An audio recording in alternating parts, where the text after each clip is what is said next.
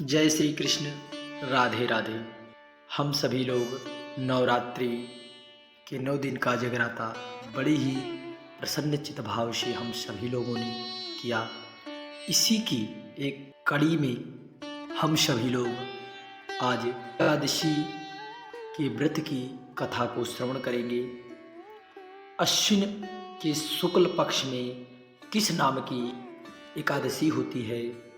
महाराज युधिष्ठिर ने पूछा, हे मधुसूदन, हे मधुसूदन, मधुसूदन, अब कृपा करके यह बताइए कि अश्विन के शुक्ल पक्ष में किस नाम की एकादशी होती है और इस एकादशी का क्या नाम है?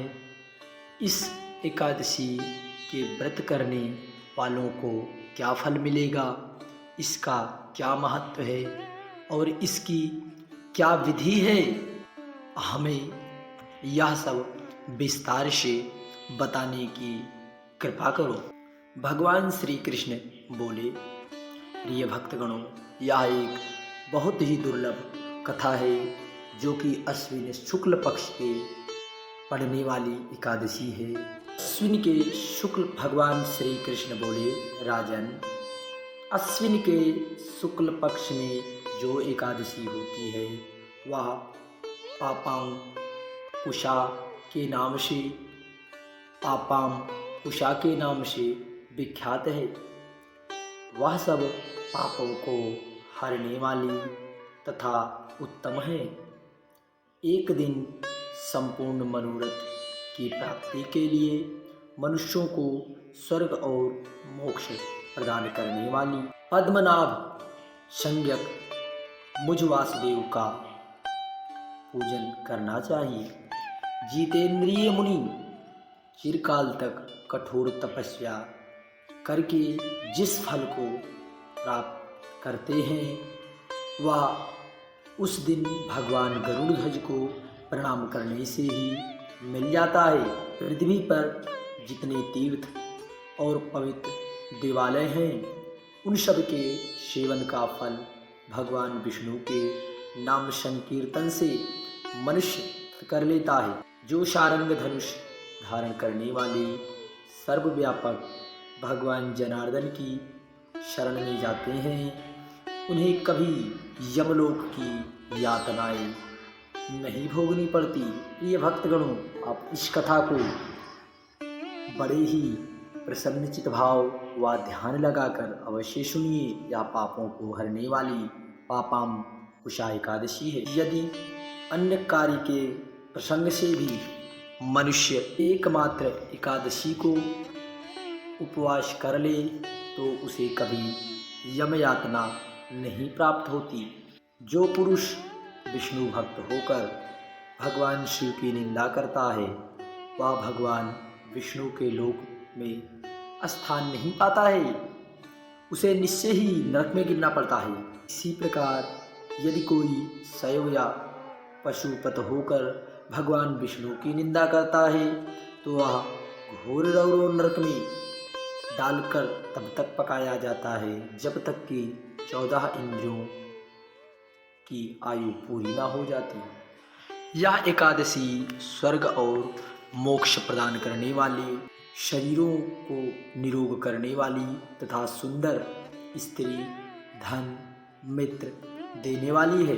राजन, एकादशी को दिन में उपवास कर और रात्रि में जागरण करने से अनायास ही विष्णु धाम की प्राप्ति होती है। राजेंद्र, वह पुरुष मातृपक्ष की 10 पीढ़ियों, पिता की 10 तथा स्त्री के पक्ष की 10 पीढ़ियों का उद्धार कर लेता है। राजेंद्र, आप सभी प्रिय भक्तगण एक बार इसको जरूर श्रवण करें।